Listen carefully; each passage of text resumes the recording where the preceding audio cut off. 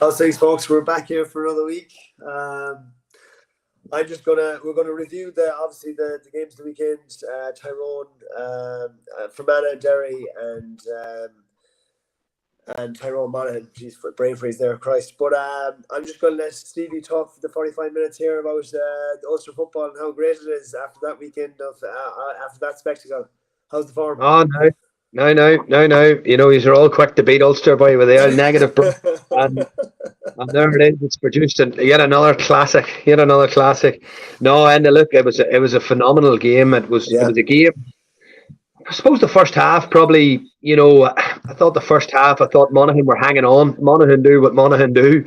They're dogged. They're determined. They tend to play with just such great spirit and heart. And look, without patronising them or taking anything away from them, I think in the first half, Tyrone were much the better side and probably 5 points maybe flattered Monaghan a wee bit. I thought they were kept in the game with a couple of free kicks. They got a couple of scores towards the end of the first half that really give them a bit of a lifeline. But very disappointed in the second half and how Tyrone maybe, I think they went 18, 19 minutes only scoring 1 point. And there was a period of time there as well, and they created a couple of great goal chances in the second half and didn't take them. And ultimately it was a sort of a goal chance towards the end for Monaghan, where the easy option was to flick it over the bar, and O'Toole put it in the net, and bravery was rewarded. Look, I'm a massive believer in take your goals, your points will come. I say that to the young boys in school. If you get the opportunity to go for a goal, go for it, and the point will come, and that's a big thing. Like, I suppose young people are coached now, take your point, and you have to reward, bravery, like, and if he had missed, okay, so be it. But at the same time, I think it was well worth the risk in the end. Like, there'll be big questions now. There'll be big questions in Tyrone, and there'll be big questions. There was a lot of talk, a lot of hype about Tyrone. I think there was one eye. I'm not saying within the Tyrone camp, but I think from Tyrone people, I think there was one eye on Derry. I know from speaking to a lot of Tyrone people, they were saying, "I think Tyrone will beat Derry. I think Tyrone will beat Derry," and I was thinking, Jesus, Tyrone have to beat Monaghan first, Yeah. And it was only a couple of years ago where Conor McManus scored one of the best points in Ulster Championship football, and they beat Tyrone under Malachy Rourke's reign, in a championship match. So Monaghan would have went to Healy Park at the weekend past there with no fear whatsoever, Enda, no fear. And listen, an experienced group, Darren Hughes and the likes of Desi Ward and McManus and Began, and real experience. And then they've obviously got a comrade along the line now. Vinnie Corey's one of their own. They're playing the shirts off the back for him. They've seen how he soldiered all along for Monaghan as well down the years, and that carries its weight in gold, and at this level, it really does. Where do you think, Stevie? Where, like, obviously Tyrone the first half, they looked like All Ireland contenders. They were very slick. They're passing off the shoulder. Derek Canavan's goal came off, pressing on the kick out. Just the running game, the balance in terms of the running and kicking game, it was phenomenal to watch. And literally, it was like a flip of the switch then in the second half. Where do you think it went wrong with the second half there? Well, I do feel the elements had a bit to play. The elements definitely had a bit to play. Like, obviously there was a strong breeze. The breeze in Omagh was blowing straight down the field, and obviously it was maybe a 2 to 3 point breeze. By the way that both halves went. Obviously, Monaghan found themselves probably in the second half with, probably the shackles off a wee bit, and and I think when you're playing like that and you're playing sort of what you would probably call risk-free football, so, obviously you tend to get rewards for that, and obviously Rory Began had a massive influence in the game.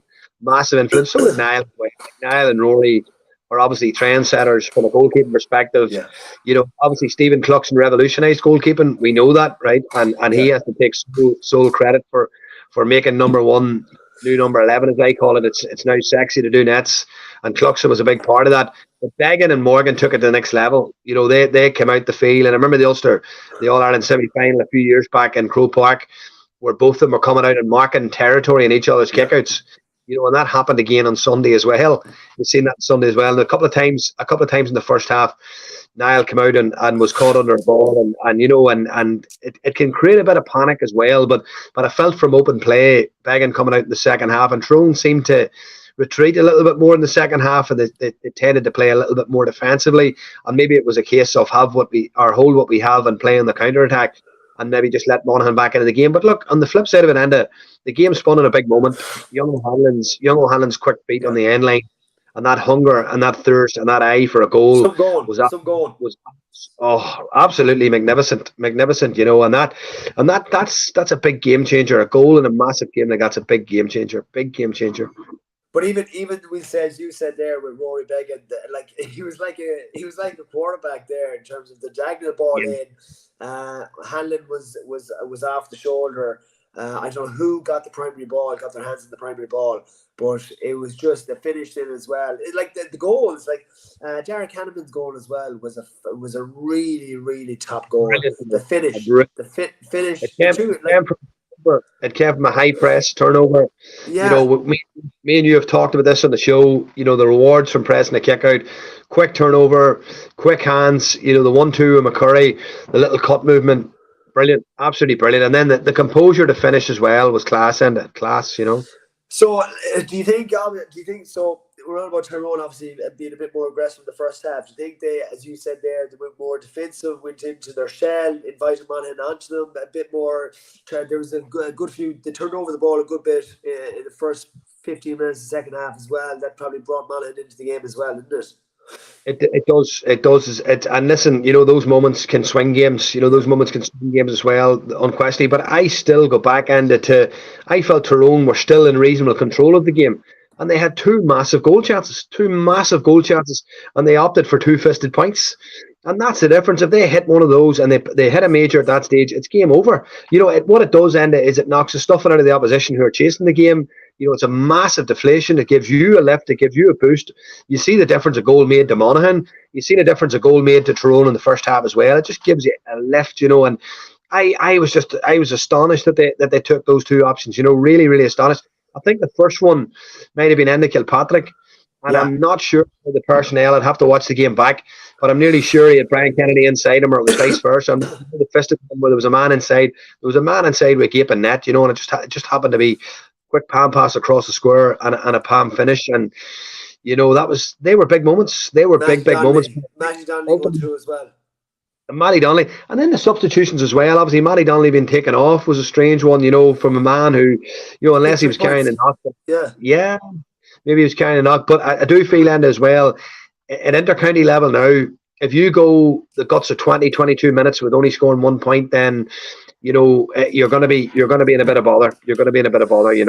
So, Steve, traditionally, you went down through the years there. Like, obviously, even from the outside looking in, like, I always want to associate, we say Tyrone and Armagh. That's the real, like, strong rivalry. Like, Monaghan there, you're saying Monaghan down through the years, there was no fear going to Healy Park. Like, history, to Monaghan, I can't think now, the last 10 years, Monaghan have done quite well against Tyrone.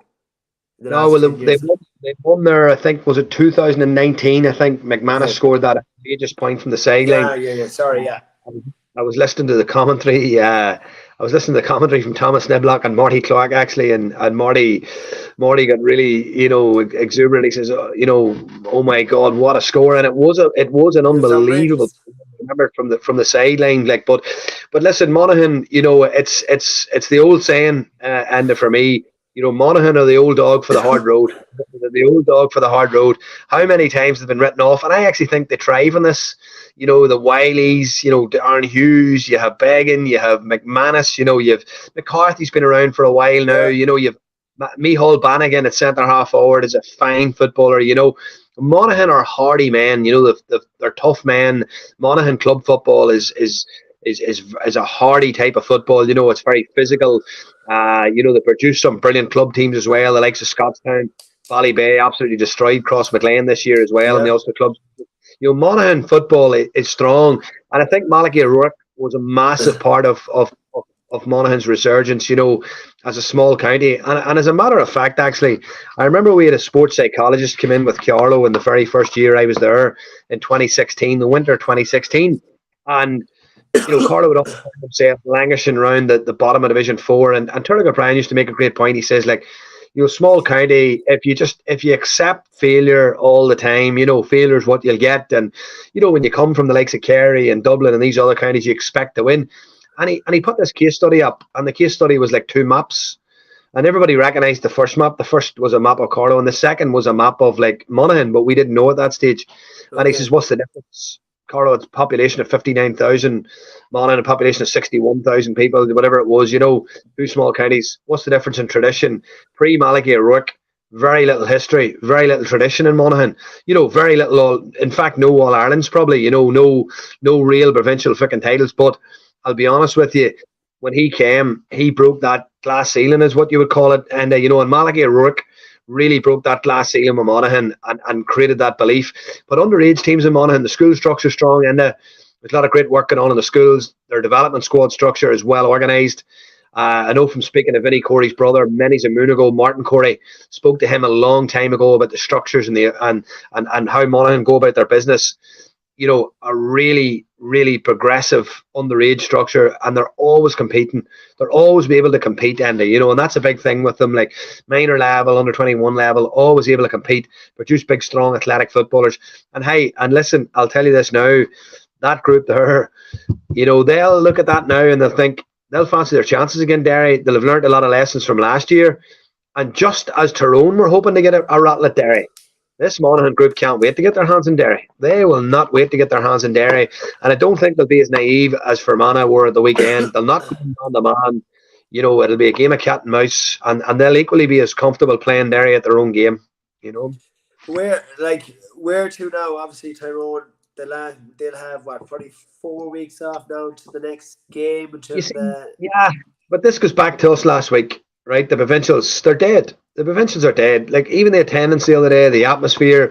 Now, I know this Sunday we're going to talk about down in Donegal. This Sunday there'll be a great buzz around Newry. Probably because we were such a low ebb last year, there'll be a bit of a buzz. We smell blood down the road. We're thinking Donegal's coming. A lot of injuries, discontent in the camp. Yeah. Obviously, we know it's not going to be easy. But Newry will be buzzing on Sunday. There'll be a great crowd about.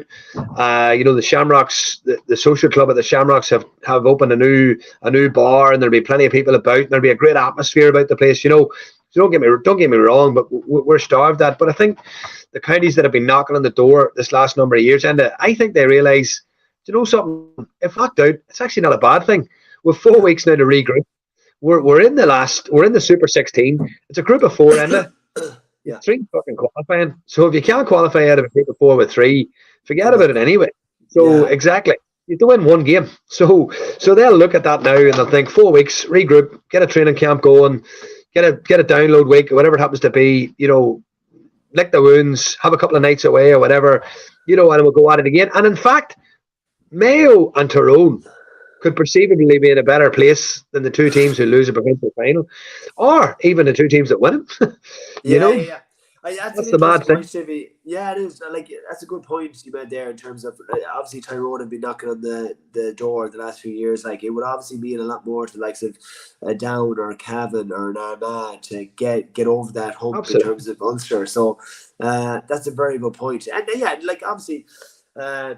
Tyrone and Mayo will fancy themselves for an assault on the Ireland, and as you said there, the preparation they've actually, yourself, teams always. I know myself back when I was involved.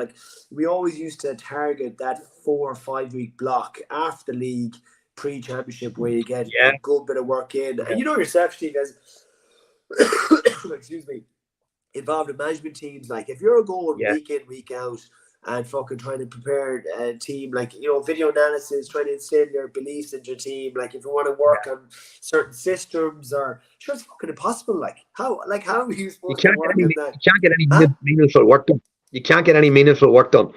And that's the thing. And yourself as a player, and players are very fickle up here, right? As you know, right? Players can be very. No, I don't mean that personally. Yeah, no. But don't worry, I won't take it to heart. Don't worry. I know you do well. No, players can be very fickle, right? And see, psychologically, if a player has done a good, tough 3 to 4 week block of training, psychologically, they're in a better place going into the championship. If you're coming out of a league and you're coming out with a bit of stutter form, and you're just continuing into the game cycle, and you're only getting a little bit of top up condition every now and again. We're not fit. We're not where we want to be, and plays in the mind. It plays in the mind, You're 100% right, because there's a clear line in terms of, right, the league is over. We have a 5-6 week block. It usually used to be about 5 or 6 weeks or whatever it was. Definitely 4 weeks anyway.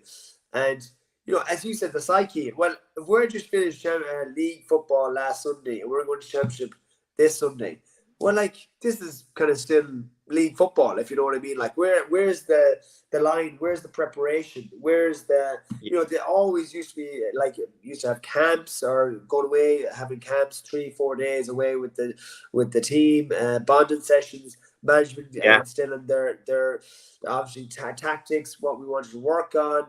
Obviously, usually you wouldn't know, actually. You'd know what team you're playing, so you'd be preparing for them, watching video analysis, what way they set up, what way you want to play against them.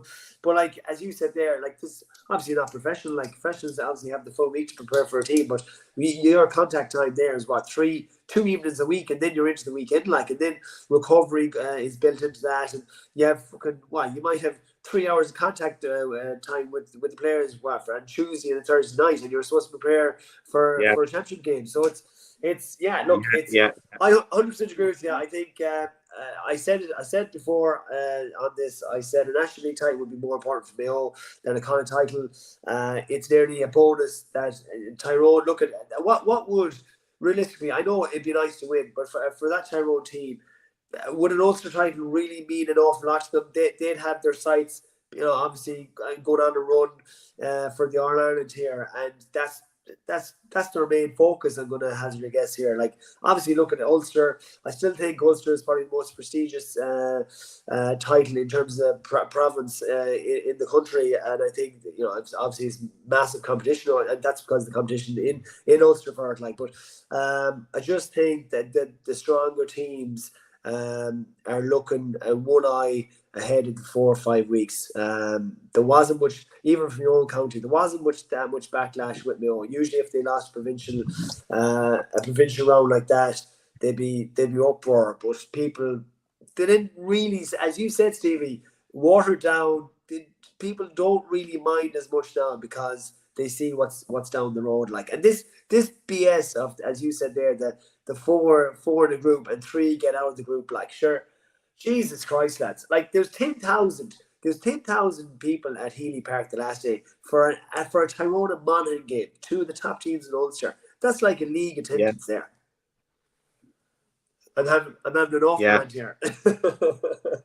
No, you're totally right. And I think what we will agree on before we move on, like, I think what we will certainly agree on is it's the beginning of the end for the provincial championships. Yeah, it's the beginning of the end. If this structure is to stay and this format is to stay, it's the beginning of the end for the provincials, and we've got to accept that. And whether people like it or not, it's entirely. But this is the beginning of the end, and I don't think people have realised how much of a poor system this will be as the summer unfolds. And I think people will look back and go, "That's terrible. That's terrible." Yeah. And I hope that Jarlath Burns, when he comes in as president, I hope one of the first things he does is look at the structures, look at the product we have, the National League, try and enhance that to a degree where you're playing more games at your level, and then obviously you have your cup competition. Sam Maguire's your cup competition. Get everybody a rattle at it. Throw the bloody 32 names in a hat, home and away. I've said this every week. I'd love to see it for 1 year. For 1 year, the best year we've had in the last 10 years, the best year we've had was the COVID year when it was a knockout championship. And the championship is the championship. Knockout, you're gone. Get your 10 or 11 games played in the league where you're playing at your right level, and that's how you'll progress and that's how you'll grow. And everybody says, "Oh, so what's the point in this? Or what's the point in that?" On any given day, everyone deserves a crack at whoever it is, and that's what the Sam Maguire should be for. And then you have your subsidiary competition, whatever they call it in the league terms, your League 2 and League 3 teams in England, the EFL Cup, whatever it is, or whatever, and play that for the lower leagues, and that's it. Everyone was in the Sam and then the lower leagues, And hey, if you're Dublin and you're fortunate enough to be drawn away to Killarney in the first day, so be it. Imagine that, packed out stadium, one. Kerry at home to Dublin, one of the big guns gone. Imagine the atmosphere, imagine the intensity of it. The TV cameras there, hundreds of thousands watching on the box. Where were you the day that Kerry played Dublin in a knockout championship in round 1? One of those moments. Like, imagine Tyrone and Monaghan. Imagine that goal not thrown out of the championship. That was thrown out and Monaghan were through to the last 16 of Sam Maguire, there'd be some buzz, wouldn't it? Like, unbelievable. Like, but look, as a game, what would I know? Yeah. Well, we'll just touch on, obviously, Derry and Fermanagh. It was a fairly routine win for Derry. It wasn't no major surprise there, I suppose. What was it? It was 2-8 to 3-17. Like, so it was pretty much what we expected from it. It was a good bounce back game for Derry, I suppose. It was impressive. They did what that. Look, I look, credit where credit's due. From a Fermanagh point of view, they tried something different. They went into man-to-man. They pressed Derry all over the field. Which was an interesting play considering Derry have some powerful running part of the team. Obviously, Kieran Donnelly's a very astute manager, very, very astute coach. He would have studied Derry. He probably would have looked at the teams that have sit in deep against them. Yeah, they've had no joy doing that because they're one of the best teams at breaking that. But I would go as far as saying, and that on hindsight, Fermanagh should have tried to stay in the game a little bit longer because effectively the game was over after 15 minutes, And I know there was a big talking point about Gallagher's celebration and stuff for the goal and that. Like, and I'm going to throw something at it, right? Okay, there's a wee bit of decorum when you're playing your old county and stuff like that, your own county, and you're not celebrating. But I know the work that goes into coaching, right? I know the work that goes into setting up a team and organising a team.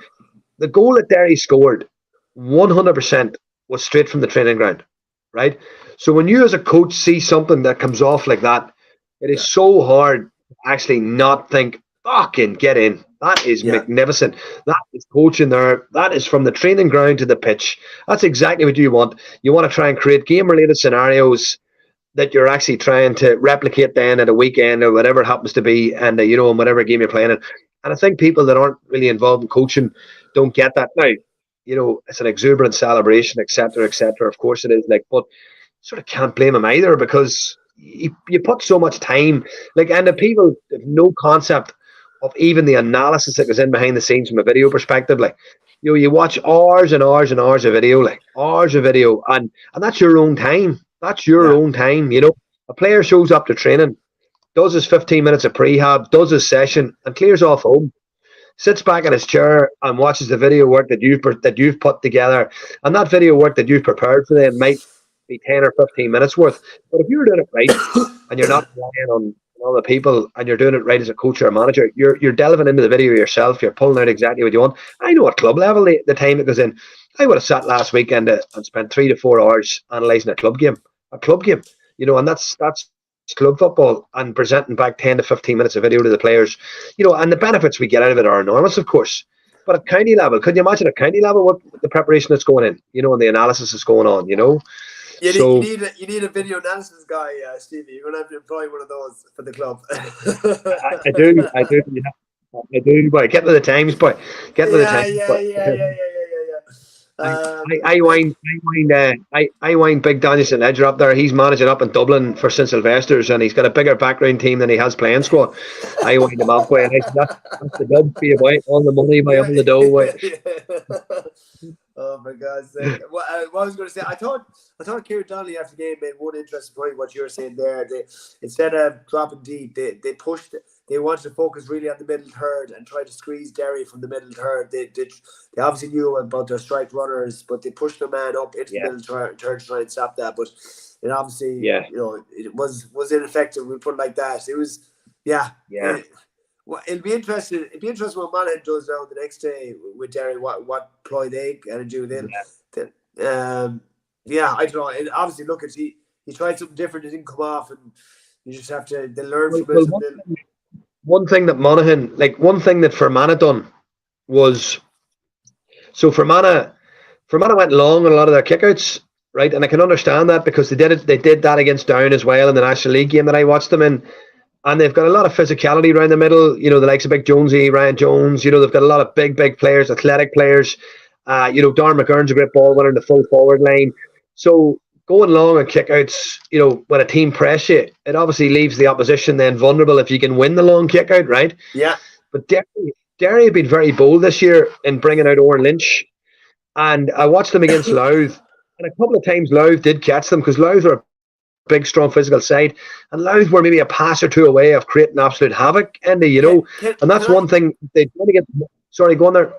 No, I hate to come across you like that, but like, can you, as part of a management team, Stevie, can you get your head around the Old Lynch and like pushing up into their pocket of space, like pushing up to that? I'm not a fan. I'm not a fan. Yeah, I'm not a fan. And I don't know why. I think sometimes it just creates a circus, and it just creates a circus and a panic.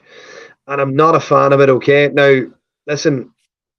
Hats off to any coach who wants to be innovative and do it or whatever. That's grand. But I don't know what its real benefits are, other than causing a bit of panic in your own defence. And yeah, I think against Monaghan, if they were to do that against Monaghan, I would say Monaghan will work an awful lot on maybe creating a bit of an overload around the middle of the field, maybe targeting Lynch, yeah, Rory Beggan's got that long trajectory where he can cause Lynch or where he can cause Derry problems, yeah, And don't be surprised if they're caught for a goal during the year on it as well, in a big game, because it is a real high risk strategy, real high risk one. yeah. I just don't like. I'm trying to see it from Rory Gallagher's point of view here. Obviously, you're pushing up, you're being aggressive on their kick out, like, but I just like, as you said there, creating a circus, creating uncertainty in the back line. Like, yeah, obviously, I don't know, I'm not dissing innovation or new ideas, or whatever, like that. But would it not be as well I'll just push a man on? Like, if you want to squeeze their kick out, like, I just don't logically. I'm trying to get my head into Rory Gallagher, or my mind, and I just can't see it. Like, what his rationale or his reason behind this to push him up that far. If you lose the game against Dublin, it was a mess. Stevie, to be honest with you, Yeah. there was a couple of times they got. I Go on, suppose sorry. the likes of Niall Morgan, for example, like Niall's Niall's close to inter-county outfield player. He's really Yeah, good outfield footballer for the club, and you don't mind that. Like, I don't know if Owen Lynch has got that athleticism of an outfield county player. yeah, That's my only concern, or his pace to get back in, or whatever it happens to be. And when you've got the likes of Big Glass and Rob and guys like that in your team, do you really need that? yeah, Extra bit of punch. Look, a lot of teams now are trying to find, just something different to everyone else. Man to man is still very effective, as you know. Zonal press will work as well, depending on the goalkeeper that's in yeah, nets. If you've got a goalkeeper who's predominantly one-footed, you can open up avenues and set little trigger press. You could nearly tease him into going to his weak side and opening up his body, whatever. There's so many different ways. There's so many different facets into how to press a kick out now. Some teams aren't pressing every kick out. Some teams are dropping off. I have a funny feeling on Sunday, for example, I think Down might drop off a lot of Donegal kickouts, just okay, from the point of view that they might be afraid of Sean Patton's okay, trajectory on his kickouts, and particularly with the lack of physicality that Down have around the middle. That's yeah, one facet of the game where Donegal will have a distinct advantage. So how do you take that advantage away? We'll just give them the kick and yeah, set ourselves up and yeah, tackle like fucking Trojans for the middle third back. So that's something that you may see on Sunday, in this game on Sunday as well, between Down and Derry, or Down and Donegal. Getting on to that, Stevie. Where do you see? Are Down obviously very confident? Is the feeling Down that you're kind of expected to win this game, or is it like it's still kind of hope more than expectation, or where's the feeling at? No, I think for the first time in a number of years, there's a good degree of expectation. Okay, There's no pressure on Down whatsoever. No pressure on Down. Down didn't get out of Division 3. Yes, Donegal were relegated, but they're not even playing in the same league next year. yeah, Donegal are a team who came in, probably with aspirations of winning an Ulster title. Down came in with aspirations of trying to win a championship match, yeah, and that's the big difference. And Newry is a very boisterous and rapturous atmosphere when the crowd. yeah, Down have a lot of passionate followers. yeah. It's tight. What Conor Laverty brings to the sideline as well is emotion. It's raw emotion. It's raw passion that will feed into the stand behind him, no doubt about it. And he will play that as well, because that's a massive part of building momentum in games and getting the crowd behind you. And listen, whatever happens on Sunday, be under no illusions. This is going to be a very, very difficult game for Donegal. A very difficult game. Donegal came to Newry the last time and won by 20 points. Okay, under Tally, I think it was 2-3 years ago, and won by 20 points. I think. Correct me if I'm wrong, Enda. They absolutely carved Down apart, but that was prime McBurdy, Murphy, McHugh. Yeah. You know, a management team with Rochford and Bonner, no discontent in the camp, everyone pulling in the same direction. Now you have lost your manager, been relegated, players walking off the panel, multiple injuries, all your best scoring threat gone, lack of leadership within the group, you know, and you're thinking to yourself, coming in Newry, we're down, just smell it. And Enda, I'm not just saying this as a down man, right? And I'm being genuine. I say this, like, you see when down do get a bit of confidence and they get a wee bit of momentum behind them, they're just, you know, down have good footballers, you know, and there's that history and tradition in the county where, you know, historically down have come out of nowhere. Those days are probably gone. Like, you have to have a level of conditioning now. You have to have a level of organisation, you know, and you have to have a really good plan. But Lavery will have his match organised. You know, he'll have a plan for the kickouts. He'll have a plan for his team out of possession, and he'll have a plan for his team in possession. And I would say this will go to the wire, but I just have a funny feeling down will edge it. Funny feeling we'll edge it, you know. Yeah, no, I agree with that. Steve. I think, look, I've been involved in dressing rooms before where there's discontent, and it's very hard to overcome that when there's that much. He's gone, is he? Stevie?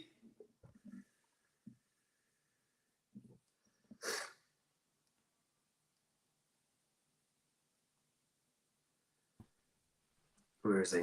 He's back again. Come on, Stevie. I'm back again, Emma. What happened to me there? The Wi-Fi, man. The Wi-Fi is bad. I knocked it off my finger by accident. Can you see me all right there? Yeah. Yeah, 100% sure. Yeah. No, you're right in what you say. You're right in what you say, Enda. You know, it's for me. It's going to hinge. Obviously, Down are going to be missing a couple of key personnel too. Obviously, Barry O'Hagan's a massive injury for Down. You know, he got picked up a real bad injury in the National League. You know, he had surgery actually yesterday, and just publicly, obviously, wish Barry all the best in his return. You know, because he's a fine footballer coming into the prime of his career. Barry would be a big loss, but I just feel, you know, the confidence that we're playing with, the pace that we have in our team. You know, we've got some savage pace.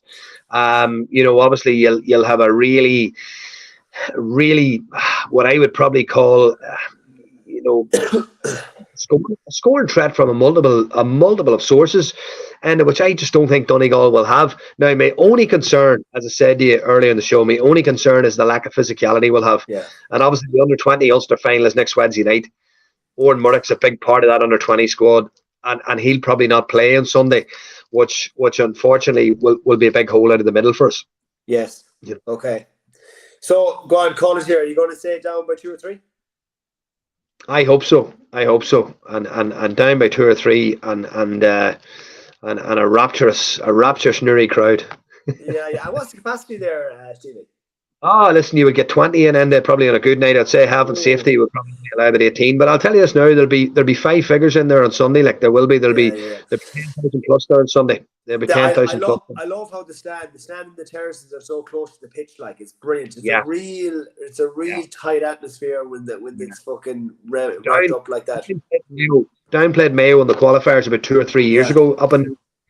And they took the father down actually, and we were there, you know, a good 45 minutes before throw in, and the stand was full. We were on the terrace, like the stand was full. It was about 3/4 of used madmen from Mayo that had travelled down by just a fanatical support by, and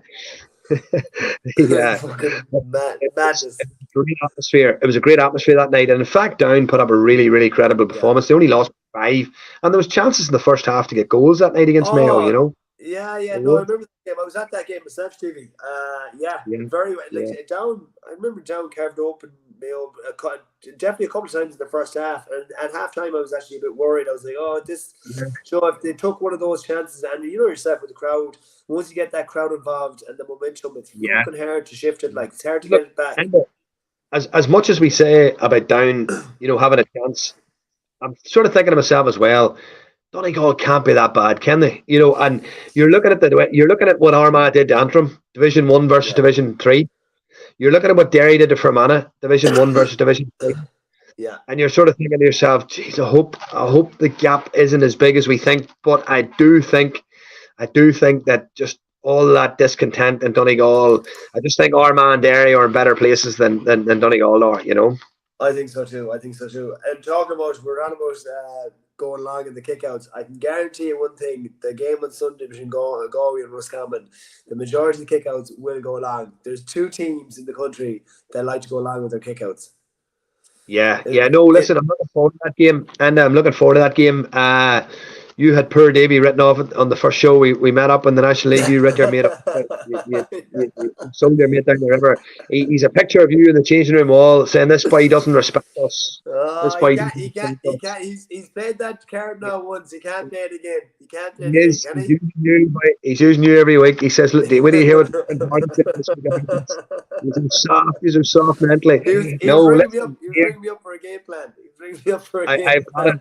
I have a lot of time for a lot of those lads, and the 2 murders, 2 gentlemen, Damerton and the 2 lads, Enda and Donny, and listen, see the likes of big Colin Lavender, who obviously has been sort of number 2 this year. Like big Colin's a gentleman and goals. Stacky, great lad. Connor Hussey, great lads. Kieran Lennon, gentleman. A lot of brilliant. See those Roscommon lads? They're great fucking fellas. Great fellas, and I would love nothing more for them to sort of get to an All-Ireland semi-final, because I remember asking them at the time, like, what is the glass ceiling for you? And they're just mad to get to a semi-final. They've been to a quarter-final end a couple of times. They've been, and they just cannot get to that last 4. And I just think that would be fucking golden for that group. Like, if they could get to a semi-final of an All-Ireland, they're going to be in the Super 16s or whatever you want to bloody call it. And no one will want to play them in the Hyde, and no one will want to play them in the Hyde. No. That will be a game, boy. That will be a tough championship game for someone, boy. And possibly, if you look through the teams, they'll not fear Dublin. If they got anyone at home, they wouldn't fear them, Enda. They wouldn't fear them, because the confidence they've gained from the National League has been priceless, But what is the thing? What is it then, Stephen? We get them into Croker, as you said there. Dublin come to the Hyde. You'd fancy Rossies. But obviously Roscommon go to Croker. It's just a different.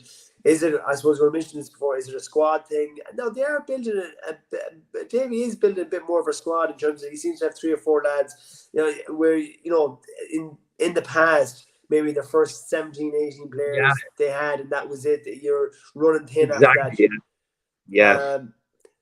Maybe a wee psychological block, and maybe a wee psychological block point of view being that they've experienced some heavy losses there.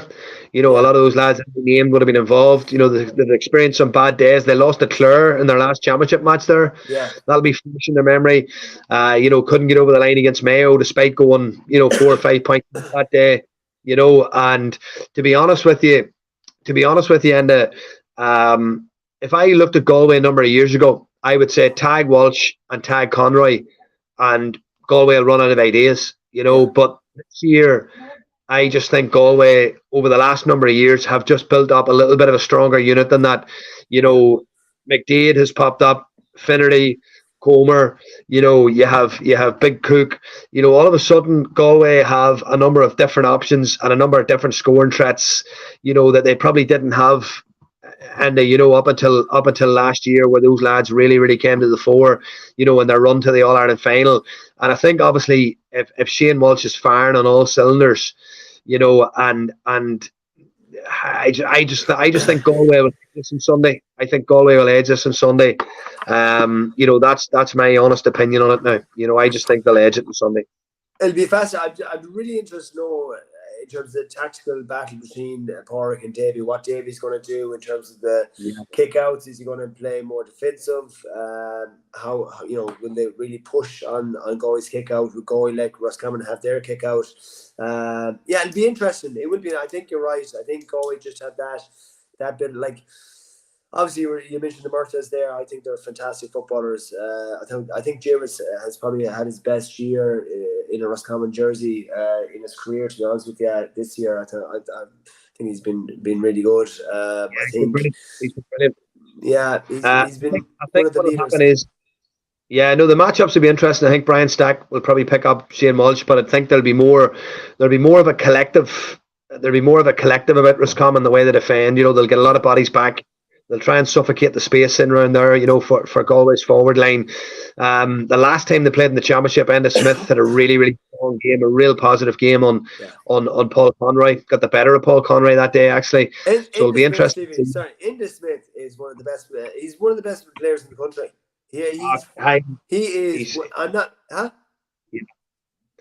No, in full flight, Enda. When Enda's in full flight, it's a sight to behold. He's he's what I would probably call a black spot runner. He's just wherever he is, he's just thinking direct black spot runner. And when you've got that aggression and confidence, in your play, and I know from speaking to Kieran McKeever, down the years when Armagh and Roscommon always had good battles down the years, and Roscommon sort of edged a couple, Armagh edged a couple, and he was always of the belief, start with Enda Smith. When you're looking at Roscommon, start by stopping Enda Smith. I mean, you take him out of the equation, then obviously, you're thinking of other facets of their game, but his would have been stop Big Enda, and stop his marauding runs, because it gives them a real lift, a real big lift.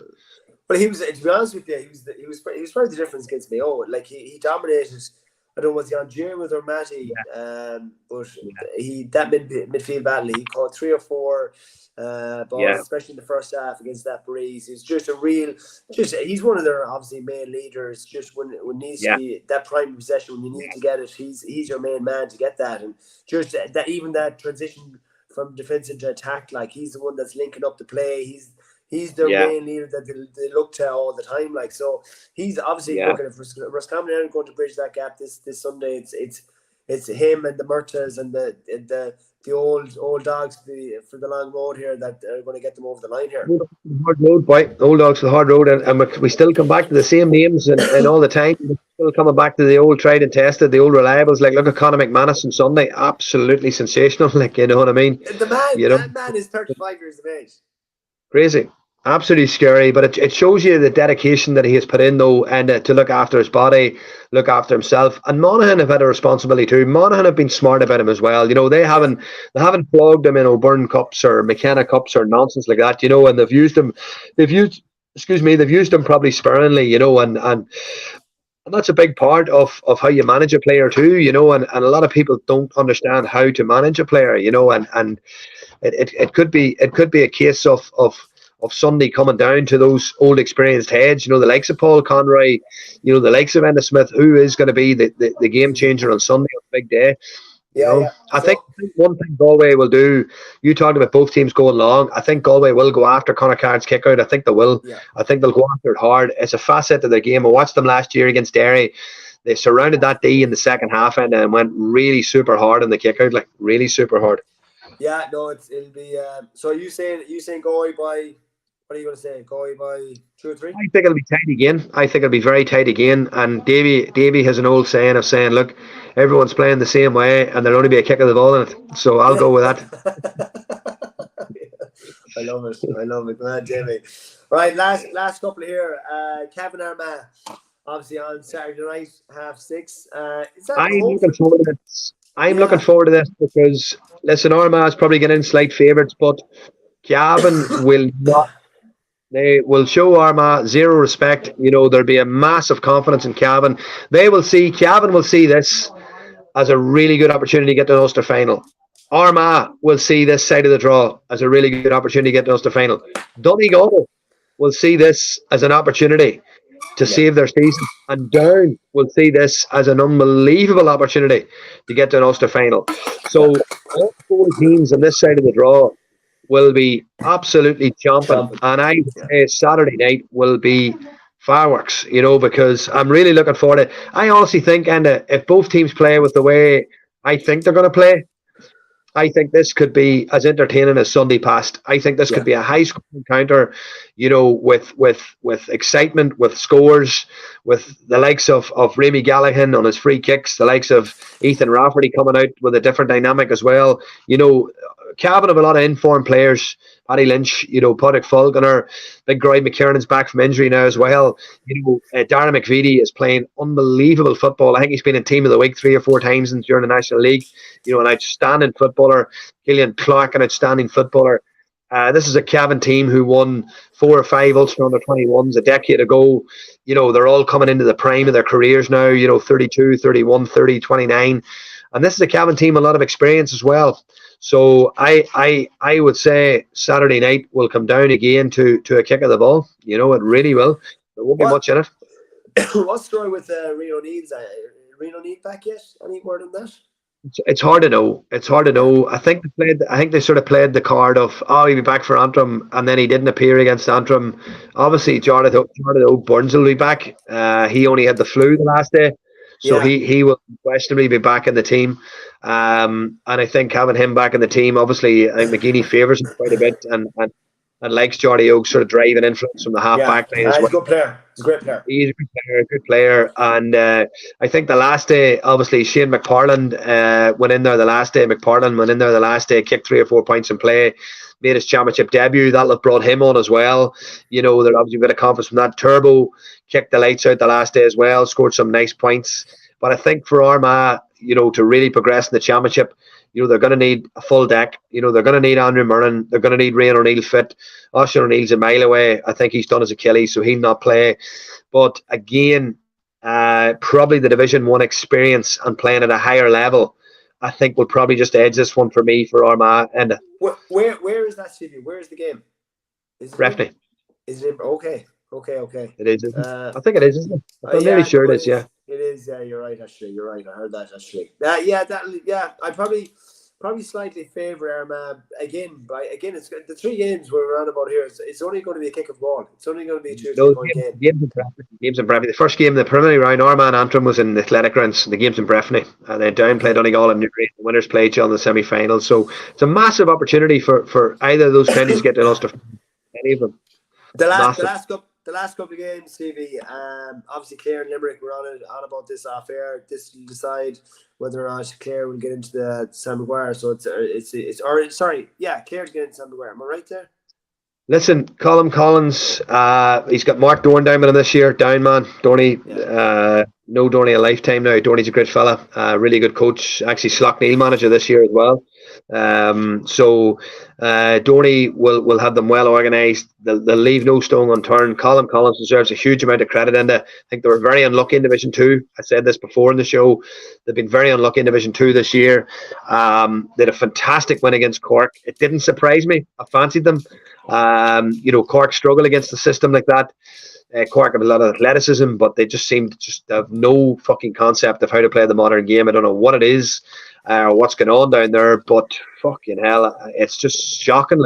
It is actually astonishing for a kind. There's no point in even getting started on Cork because they're not playing this weekend. But Clare for me should have enough for Limerick. But then look, on the flip side of it as well, Limerick will probably think to themselves, well, look, we were in the same division this year.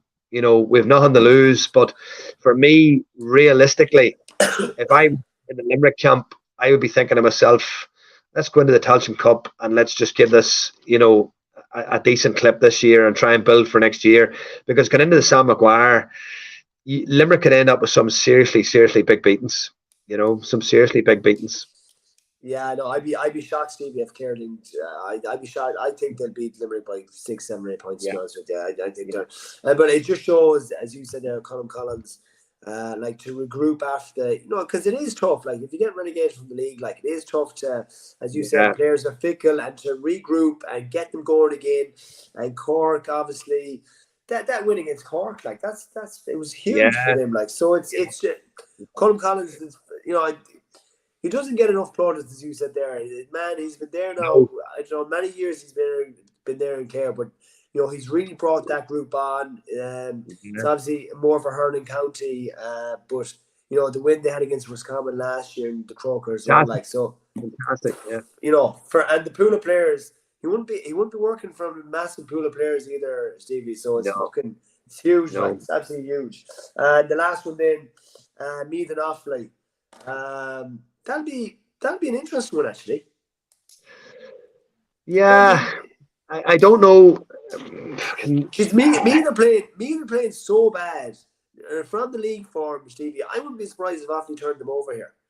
Yeah, I just, you know what I fear for Offaly, and it's not to be overlooked. Like the whole emotion of Liam Kearns, passing, God love him, God Lord rest him, and stuff like that. I think that had a big impact on the group. Well, it's not what you think. It's bound to have had a big impact, and lads that very, very close to him, and obviously, thought the world of him as well.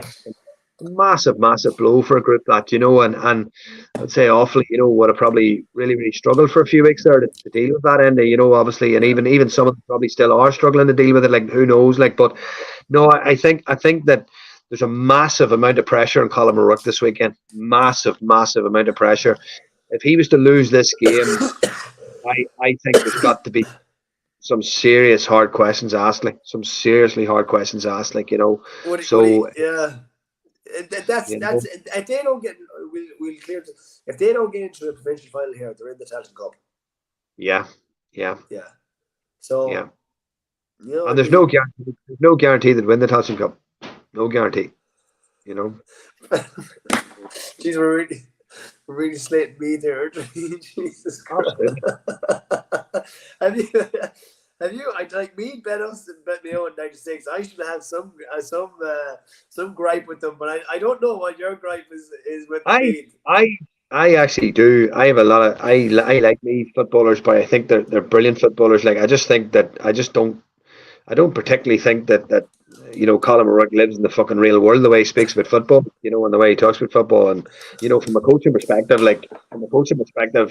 I couldn't see any signs of green shoots. I couldn't see any signs of green shoots. I can't, and I'm not being hard there. I'm just being, statistically, factually speaking here. I just cannot see any signs of green shoots. So the footballers they have, the quality they have, I think it's absolutely scandalous the way they were set up in the National League. Those lads were hung out to dry. It's as simple as that. They were hung out to dry, and unless they change their ways and they adapt, then it's only going to go one way. They're going into the Tailteann Cup, end of story, and they'll struggle in the Tailteann Cup, and that's the fact.